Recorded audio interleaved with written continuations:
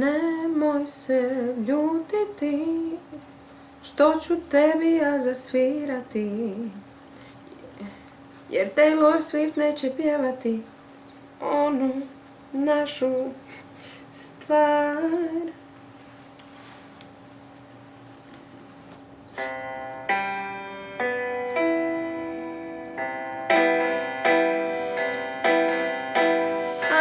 Ali tebi mogu reći smjelo da ti želim sretan rođendan.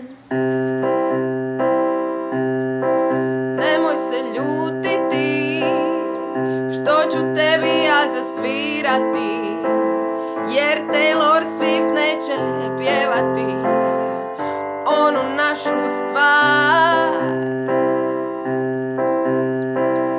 Ja nemam prava na to djelo, ali tebi mogu reći smjelo da ti želim sretan rođendan.